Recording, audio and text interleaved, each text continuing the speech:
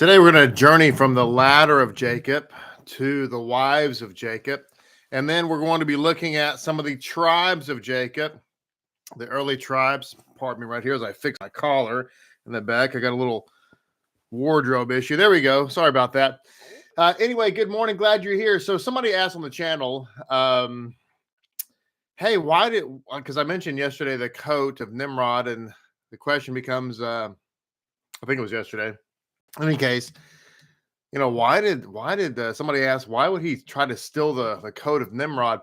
And that's a great question. And this is why you need to watch the Aliyah a day, every day, because it's a continual conversation. It's a continual insight. And you don't want to miss anything. And if you don't watch every day, then you miss important things like that.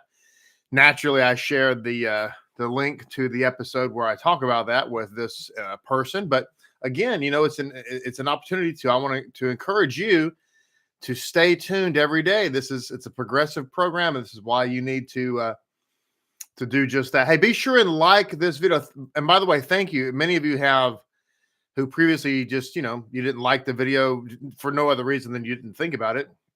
Many of you have done that, and we've seen that. We have seen that increase. So, hey, go back to past videos. Maybe you haven't typically, click the like button on previous videos. Please go back to those videos and do that, because it just helps. As I've said, it helps people to find those videos. If other people like them, then YouTube suggests that maybe somebody else might like them as well, and shares the video. So it's a very simple thing you can do to help the word get out, in addition to sharing it with all of your friends and commenting on the videos and so on and so forth. So thank you for that. All right. And by the way, subscribe to our channel if you would. Many of you have done that already. Some of you have not. We want you to be a part of that. So listen, I have a lot to share. I'm going to get right to it, because today my intention is, as I said, to mention something about the dream that he had in the ladder, and the dream to talk about the wives of Jacob. Jacob is going to end up having 4 wives. Well, technically 2 wives and 2 concubines. A concubine is like a half wife, so to speak. That's how it's kind of talked about in halakhic terms. But nevertheless, 4 women with whom he's going to build the family, the 12 tribes, as we find out. And we're going to talk a little bit about these first children who are mentioned, the Reuben and Simeon, Levi, Judah, Dan and Gad, who are in Asher and Naphtali. There's several who are born in our Torah portion today, our Aliyah today. So going back to the dream, let's just jump right into it, because as I said, there's lots of information to share, lots of perhaps interesting things, maybe things you have not previously thought about, or maybe no one's mentioned, or maybe you forgot that I mentioned it at some point, or something along those lines. So going back to this dream, first of all, because we left off talking about the ladder yesterday. He has this dream. He sees this ladder. Jacob's got a huge mission in front of him. All the patriarchs are important, obviously, for various reasons. Jacob is seen in Jewish literature as kind of the culmination of the patriarchs. And of course, from him is going to come the tribes of Israel. This is why the tribes of Israel are known in literature, biblical literature and rabbinic literature, as the congregation of Jacob. Let me just say from the outset, and God willing, we're going to get to this insight today, but let me just say from the outset that there is a very common misnomer amongst non-Jews. And really, this is limited really to people who kind of come from that Hebrew roots movement. But the misnomer is that Jews are only the people of Israel who come from the tribe of Judah. And so there is this idea, and it's a false idea, 100% false, that if you're a Jew, then it means you're from Judah because, I mean, the word Judah, Yehudi, comes from the name Yehuda. And so there you go. So if you're a Jewish, it's because you're from the tribe of Judah. Of course, that's not true. It's never been true. And even in the Bible, and this is what's remarkable to me about this idea. And by the way, well, let me tell you, because let me say this first. In the Bible, there are many people who aren't from the tribe of Judah who are referred to as Jews. Okay. And as a side note, once again, one may ask, where does this theology come from? Why I'm from Israel, but I'm not a Jew. Where does that come from? Ladies and gentlemen, it's anti-Semitism. It's anti-Semitism. Yeshua, by the way, is called the king of the what?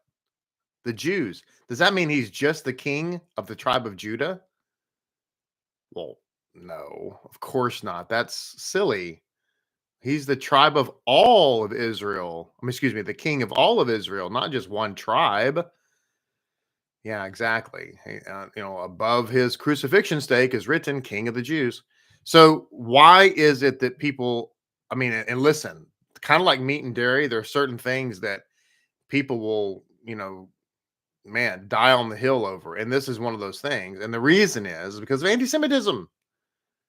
Uh, I want to be a grafted into Israel, but I don't want to be Jew. Yeah, it's a hard issue. But so he has this dream, and then from this dream, he's going to go on to, well, meet his wives, unbeknownst to him. He thinks he's going to get a wife. Turns out he's going to get wives.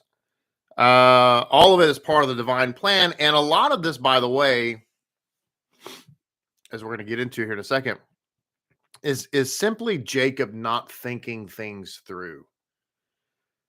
How many of you know that Esau and Jacob are twins? In their case, they're not identical, but they are in fact twins, right? Okay. And how many of you remember that Jacob, some say through deviousness, but in any case, he purchased, acquired, actively sought to take from Esau the birthright. How many of you remember that? Okay. That's going to come into play in this story, but Jacob evidently doesn't think all of this through. Like, he doesn't think about the complete consequences of taking or purchasing or acquiring Esau's birthright. Okay. And this is again, as so many things are, it's a life lesson for you and I to just kind of, think about things in totality and what that means, and kind of train our brains to kind of think about the logical extension of our actions and our thoughts and our ideas, the logical conclusion. And most people don't do that. Most people, man, we live in a culture today, and I don't know what it was like, in previous generations. I don't know, but in our day and age, people, would you agree with me that people are not encouraged to think critically, to think things through, to think things out to their logical conclusion, or to even think? People are not encouraged to think. Would you agree with me on that? I think that's the case. But in any situation, we want to encourage that. So it says many interpretations are given to the dream. Okay, what the meaning of the dream was, consistent with the concept mentioned in the preceding verse that Jacob prayed in the place of the future sanctuary, where his forefathers had also prayed, and where prayers rise to heaven. So the Jewish idea, by the way, with respect to prayer, is that all of our prayers ultimately go to the Holy Land, to the place of the sanctuary, and ascend from there. There was, Aish put out a video Well, I don't know if they actually put it out. I saw it. My Rabbi and I saw it. We were at the Aish headquarters in Jerusalem, and they previewed this video to us. Anyways, a marvelous video that depicts that. Now, I don't know if that video ever came out, but in any case, it says the ladder Jacob saw in his dream represents the ascent of prayer towards the celestial spheres. The angel rose up from the earth, carrying the supplications of men to the celestial throne, and then came back down again, laden with the heavenly blessings. That's one of the interpretations of the dream, is that he's seeing the prayers going up and the answers to those prayers coming down. It says a ladder was set up earthward. Here the ladder designates a place and relationships of the different beings in the universe. A ladder set earthward designates terrestrial world, the world of perception and experience from which emanates all worldly knowledge. Its top reached heavenward towards us, that knowledge progressed from the world of the senses towards the world of the saintly beings and the higher spheres. And angels of God were ascending and descending on it, alludes to the supersensible world of the angels, where knowledge penetrates still deeper. And finally, the fourth and last stage of the spiritual evolution represents the goal of knowledge and at the same time of prayer. And behold, Hashem was standing over him. In his work, Rabbi Isaiah Halevi Horowitz attempts to synthesize the synthesis, of the rationalist methods alongside the Kabbalah. He explains that the four worlds of the philosophers are identical to the four worlds of the Kabbalah, namely the world of the material phenomenon, the world of formation, the world of creative forces, and the world of ideas. But while the words of Kabbalah, represent the stages of development of the divine emanation, the four worlds of the philosophers designate only the different phases through which human knowledge must evolve, starting from the perception of the phenomenon and culminating in the vision of the absolute. So therefore, the four successive stages correspond point by point to the process by which nature teaches us. Thus, the thinking mind must raise itself up the ladder of knowledge until it gains access to the creator of the universe. So too man, when he prays, must first pass through these four worlds in order to be able to find, as Jacob did at the top of the ladder, the God whom he seeks with his intelligence and his heart. So Jacob has this experience, which is a phenomenal experience. One could argue maybe a greater experience than even his father's. And the reality is because he's going to be taking he's going to be having an amazing journey, as it were, that's going to really end up being the birth of the tribes of Israel, which are going to change mankind for all eternity. So we go from here. He goes from the place of the Akedah. We talked about yesterday how he wanted to lay down his life like his father. And he wanted to really, point out to God, look, I'm willing to lay down my everything for you. Okay. And he knows that he needs Hashem on this journey because he's been robbed of all of his possessions. And he's going to go forth now to try to find a wife. And he needs Hashem to obviously be with him. That's his whole thing. He knows he's setting out on a spiritual journey. Now he goes from here in chapter 29. He finds himself at a well. Okay. And this is where he's going to meet Rachel, who he thinks is going to be his wife. And there's a reason why this is the case, which we're going to get to in just a second. But let me look at this insight here, because a lot of times we see in Scripture a lot of great things happen at wells, and particularly finding one's spouse.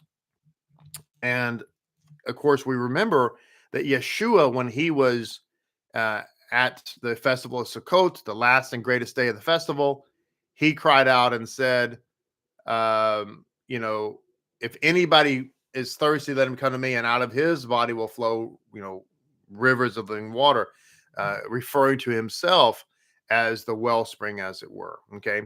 So with that thought in mind, let's look at this insight that talks about the spiritual nature of wells, and why is it that things like this happen at wells? What's the spiritual insight? So he said, he looked and behold, a well in the field. It says the Torah makes a point of giving minute details about watering the sheep. This prompts our sages to consider that the passage hints at a message of general nature, which refers to the future destinies of the family of Abraham, as was shown in the commentary to chapter 26.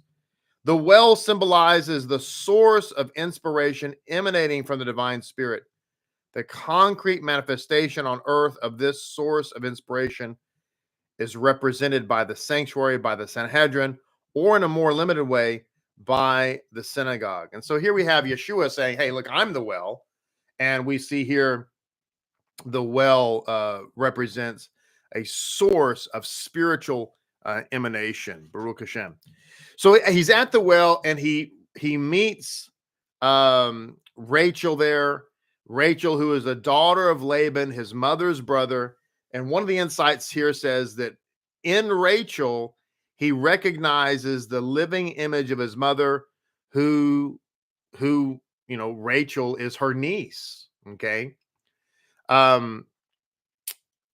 By the way, is everybody hearing me okay? Is everything okay I know we had some glitchy issues yesterday.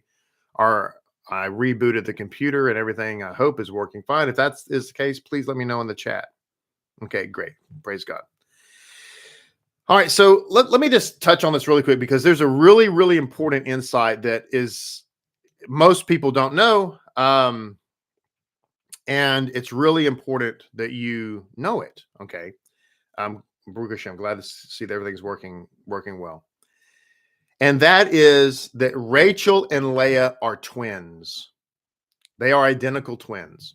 And it's interesting because as I was searching for images of Rachel and Leah, just to see what artistically people have done in antiquity and in more modern times, I didn't come across any depictions of Rachel and Leah in which they look alike. And it's really interesting because the ancient insights, the ancient sources bring down that they were in fact twins, and it makes perfect sense. And one of the reasons it says this about them is because this is how it was so easy for Jacob to be deceived during the wedding ceremony. There was lots of things about the wedding ceremony. Let me just go over those really quickly.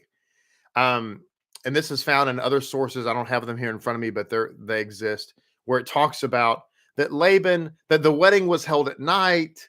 The bride was heavily veiled. They did lots of drinking. Laban had Jacob drinking a lot before the wedding. And there were, and this is talked about in the sources I have before me, that there were certain signs. Rachel had kind of told Jacob that, look, she's got a sister, and she's really the older one, and she's the one who should really be married first. Her father is probably going to try to trick you in some way. And so they had made up between themselves some secret signs that only the two of them would know, so that, he would know that it was her or what have you. And Rachel later, to her credit, allegedly gave those signs to Leah so that Leah wouldn't be ashamed or wouldn't be embarrassed. And so, this is going to frustrate Jacob later, as we're going to read. But basically, the whole reason why the situation is what it is, and why it was so easy for this ruse to occur, is because Leah and Rachel are twin girls. Okay. And so they basically have the same shape, the same size. They look alike. And so it's very easy. And I would also say their voices would be similar. Okay. So it's real easy to deceive Jacob, who's a little tipsy, and it's night. Oh, I also forgot to mention, not only was it nighttime, but it was very low lit. They had very few lanterns going. And Jacob, in the insights I read years ago, Jacob was asking Laban, "What's the deal here? Why is it so dark and gloomy?" And Laban's answer was, "This is just the way we do things around here." Of course, this, by the way, is the origin of the custom of the veiling of the bride by the groom at a Jewish wedding. So in a non-Jewish wedding, it's customary that the groom does not see the bride, and it's considered bad luck or whatever. It's all part of that's just whatever. It's just superstition, but it's bad luck, and he doesn't see her until she comes up to the ceremony point. Not so in Judaism. In Judaism, the custom, the tradition is that the groom, along with witnesses, goes to the bride prior to the ceremony, and he, no one else, but he veils her. And the whole reason for this, ladies and gentlemen, is because of this event, to make sure that the groom is actually going to be married to the woman that he's supposed to be married to. It's an ID check is what it is. Actually, it's very romantic, but it's an ID check. It's a very romantic ID check. Can I see your ID, please? Thank you. If you could sign here, put your thumbprint on this box, that'd be great. So anyway, so they're twins. All right. So Jacob rolls the stone away, and there's a wonderful insight. I won't read the whole insight just for the sake of time. But basically, he just rolls the stone away like it's nothing. Now, the stone that lays over a well, the sources bring down is usually pretty heavy, and it typically takes 3 or 4 shepherds to move this thing. Jacob is not necessarily a young man here. He's a little bit up in years. He's not exactly a spring chicken, but he walks over there and he rolls that stone away. With the insides bring down is that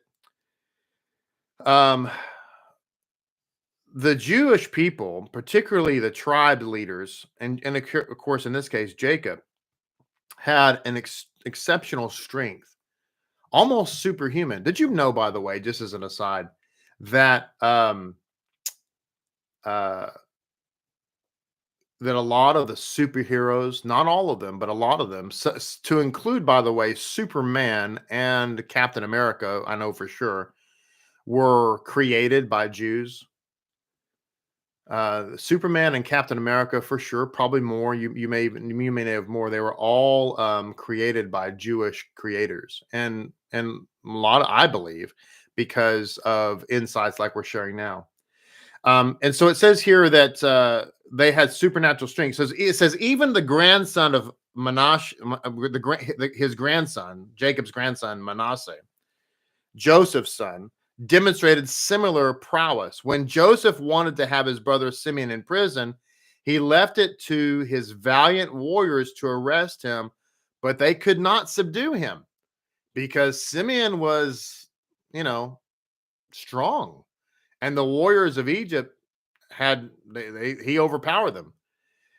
So he entrusted his son Manasseh with taking him to prison. Manasseh struck him on the shoulder, and Simeon immediately collapsed. He turned to his brothers. They didn't know who Manasseh was at this point. They didn't know who Joseph was. As far as they know, Joseph's a Egyptian king, and Manasseh is his, Egyptian servant. Well, when Manasseh struck his uncle Simeon on the shoulder and Simeon collapsed, Simeon turned to his brothers and shouted out to them, "The blow I just received is not from an Egyptian. It could only have come from somebody of our own blood." That was from Midrash Tanchuma Vayikra, chapter 4. So Laban meets Rachel. Rachel tells him, I got this sister, and, she's really the older one. And my father is most likely going to try to trick you. So let's come up with some signals. Now, this is where the story gets interesting because this is where, as I was saying earlier, Jacob is not thinking things through. Okay. Ladies and gentlemen, you have to understand something. Jacob, it's not like this the first time Jacob met Rachel and he'd never heard of her before. And he's like, wait, what? You're my cousin. You're whose daughter? What? That's not how this went down. Jacob knows that Laban has twin daughters. He knows that Rachel is destined for him. This is the family plan. Okay. And he's simply happy that he ran into her because he's basically looking for her. The problem is that Jacob doesn't think it through. And that is that who was Leah destined for? The older daughter is destined for the older son. The oldest twin daughter is destined for the older twin son. Well, Jacob has taken that older twin son's heritage. And therefore, with that heritage, with that birthright, comes the birthright of marrying the older twin daughter. This is all by divine providence because this is who Leah was destined to marry. She was destined to marry Esau, which, by the way, is why her eyes were weak. Is the Torah is not suggesting that Rachel is prettier than Leah. They're twins. Okay. What it's saying is that her eyes were weak, but there's a reason. And here's the reason. And by the way, between the two ladies, it's interesting because a lot is said about Rachel in literature and so forth. But between the two of them, Leah is by far the greater. Okay. She's the spiritual greater. She has she has half the tribes. Half the tribes come from her. In addition, she is the only wife of Jacob who's actually buried in Machpelah. Machpelah is where Isaac and Rebekah are buried. It's where Abraham and Sarah are buried. It's where Adam and Eve are buried. The only wife of Jacob to be buried in Machpelah is Leah. Leah is by far the spiritual greater of all the wives. Okay.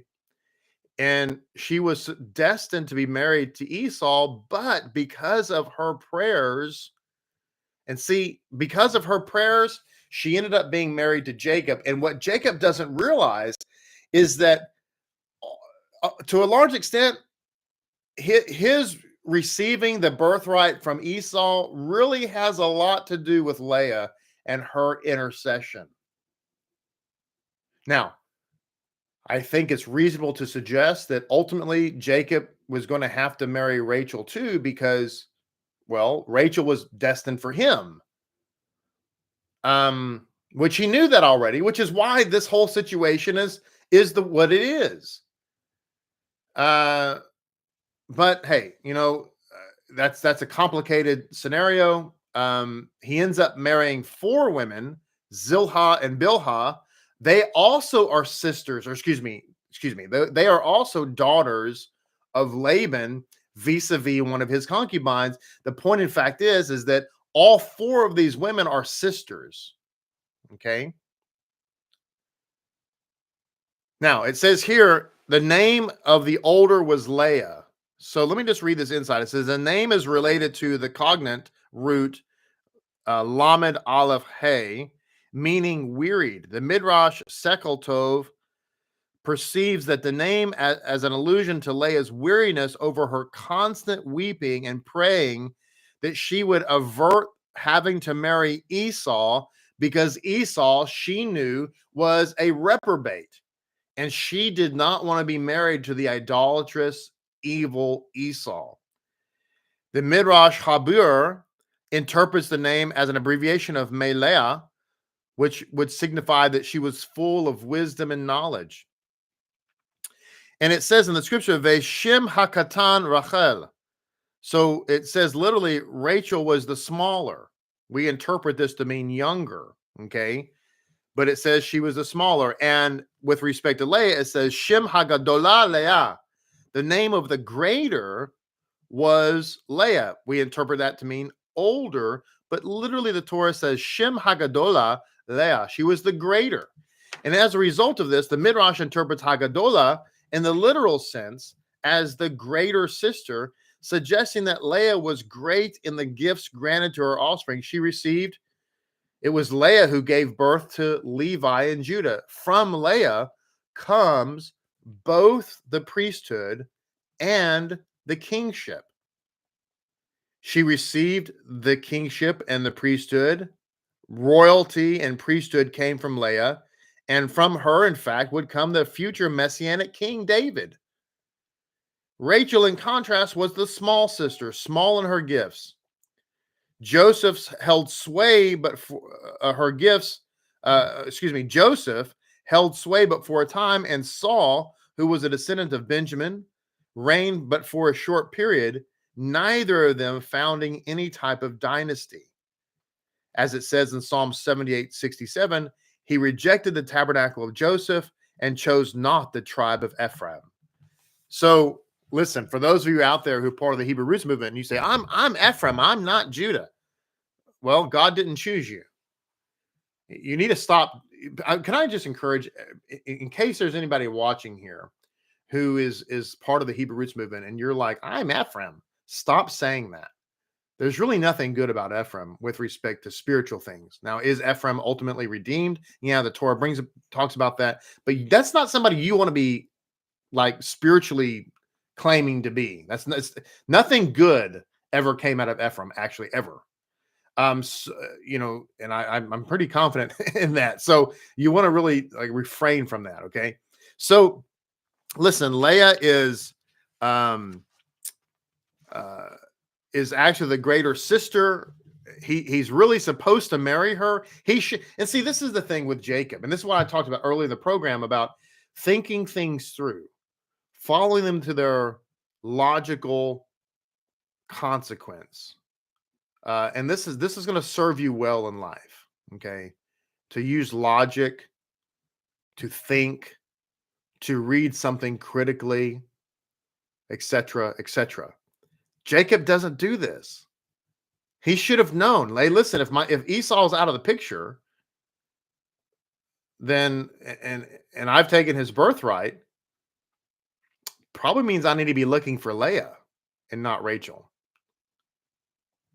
But nevertheless, no matter what the case is with respect to Jacob, God answered Leah's prayer. And the sad story for Leah is she was the hated wife. Jacob preferred Rachel, unfortunately. Rachel has a lot of issues. As we learn more about her, we're going to discover Rachel's issues, and unfortunately, they're pretty significant. The sages bring down that Leah was obviously the greater. In fact, there was another source. I think it was. I don't think I have it here in front of me. That talks about that Leah was actually the spiritual wife, the spiritual one that Jacob really needed. He needed her to do what he was going to do, and which is why, by the way, she was ultimately honored with with being buried in Machpelah. So Laban rather, why doesn't he want, this is just a really quick insight. He gets the townspeople together, and Jacob has been working for him for 7 years. And finally, after 7 years, and there's some insights with respect to why 7 years, Jacob took that time to basically train Rachel to become, or try to train her to become a Jewess and to abandon idolatry. But what we're going to learn about Rachel, unfortunately, is that she doesn't fully abandon idolatry, unfortunately. But anyway, we'll get to that later. But of course, he's going to trick him. And instead of giving him Rachel, he's going to give him Leah. He's going to be with Leah for 1 week, and then he's going to be able to marry Rachel immediately after that 1 week, but he still has to work another 7 years. So it wasn't like he worked 7 years and then got Leah, and then he had to work another 7 years and then get Rachel. No, he got them both within a week, but he did in fact have to work a total of 14 years. the reason he did this ultimately is Laban gathered the town people together and said, look, we need to come up with a scheme to keep Jacob here because we're prospering because he's here. And he says he says to the town people, you know, we are short of water in our city. But now since this righteous man who is my nephew arrived here, the water is blessed and it gushes forth in abundance. So don't you want him to remain? And of course, all the people said, yeah. Well, this may be another reason, by the way, this insight I just shared with you, may be another reason why Yeshua used this reference at Sukkot. Because wherever Jacob was, their water gushed forth. And so Yeshua is saying, look, if you believe in me, then water is going to gush forth from you. And of course, he's talking naturally about the Spirit. So I got two more insights here. I'm not going to have time to get into the names and the meanings of the tribes, although we'll get to that. We'll come back to that. But I am going to talk about Judah's name and my final insight. But I want to share this insight with you because this is just a great rebuke. So this ruse happens. Rachel conspires with Leah. And, you know, the rabbis give a lot of credit to Rachel for not being selfish. She does have compassion for her sister. She doesn't want her to be embarrassed. So she tells Leah the secret signs so that she can basically be in on the ruse. So Jacob gets totally taken advantage of by the two sisters. It's ultimately for the very best, though. Okay. But after it all, Jacob is just mad. And you know what? We all have our faults. Okay. And I just want to reiterate, Jacob doesn't have any right to be mad at Leah. This is all Jacob's fault. All of this is Jacob's fault. Jacob should have thought things through and said, you know, if I got his birthright, that means I get the birthright to the woman he's going to marry, which actually is my cousin Leah, not Rachel. And he should have thought all that through, but he didn't. And you know what? Nobody's perfect. So he's mad at Leah, okay? He's angry at her for pulling this ruse, for tricking him. And you've got to understand the backstory. For 7 years, he's been working for Laban. Guys, he knows Leah. He knows Rachel. He knows Zilha. He knows Bilhah. Hello? We don't think about that when we read the story. But listen, he's gotten to know these people for 7 years. He's built a relationship with all of these people, to include Leah, which he believes is going to be his sister-in-law. Well, actually, no, he's going to be your wife. But so he's mad. Well, this is what the rebuke of Leah, and it's so good. It says, but his feelings for Leah quickly turned to hatred. For when he realized how he had been tricked on the wedding night, he said to her, deceiver, daughter of a deceiver, you have become your father's accomplice and are just as treacherous as he is. Well, Leah is a pretty wise woman, and she answered him. She hollered back at him. And you? Did you not trick your father when he asked you, are you my son Esau? And you replied, I am Esau, your firstborn. Did your father not tell Esau about you, saying your brother came in with cleverness? And you think you have the right to reproach me for my deception? Yikes. Talk about a mega WWF slapdown. So Leah puts Jacob in his place, and he pretty much remains quiet. Now, one last insight. There's a lot today, but man, one last insight. There's a lot more we could say, but you know, time is running out. I got to do this quickly. I want to say this about Judah, okay, because I want to help people that are stuck, trapped in the Hebrew roots movement, which is, you know what? Can I just be honest with you? Is it okay for me to be honest at this point? The Hebrew, one of the plague, the ultimate plague of the Hebrew roots movement. There's a lot, but the ultimate plague, the thing that keeps the people in it so bound, is that the Satan, for some reason, has inundated it with an acute anti-Semitism. It's worse than the church. It's worse. And I want to help people get free from that. But with that said, remember how I talked about, I'm not a Jew, I'm Israel, please. I'm Ephraim. Stop it. This is the insight to the name Judah. So she called his name Judah. Later on, the name of his tribe, listen to this. She called his name Judah. Later on, the name of his tribe will serve to designate all of Jacob's descendants who will be called Yehudim, or Jews. In the name Yehuda, the ineffable name of God is glimpsed as it shines forth upon all Jews. Their destiny is forever linked to the divine name, and this destiny will be fulfilled when the Mashiach comes from the tribe of Judah and causes that name to be engraved upon all the worshipers, both men and, in fact, by all men of all nations. All men of all nations, it says, which is engraved in their own to be worshiped by all men and by all nations. You see within it the word Yehudi has within it the Yud-Ke Vav-Ke, the divine name. So if someone says, I'm not a Jew, I'm Ephraim, I'm not a Jew, I'm Israel. Well, that's all well and good. By the way, you can't be an Israel and not be a Jew, but that's beside the point. The problem is not only are you denying the kingship of the divine Messiah, but you're also removing from yourself the divine name, which is inherent within the name Jew. End of our Aliyah today. Wow, that was a lot. We have a lot more to share. We are not out of content. We're just out of time. Thank you for being here. Hey, listen, please be sure and like this video. I want to get to 100 likes on a video. I don't think we've done that on an Aliyah before. I don't think we've ever had 100 likes on an Aliyah, but I believe we can. Go back and like all the other videos too. Maybe you didn't do that before, but I'm going to encourage you to do that this time. Thank you again for being here. Subscribe to our channel. Be here tomorrow.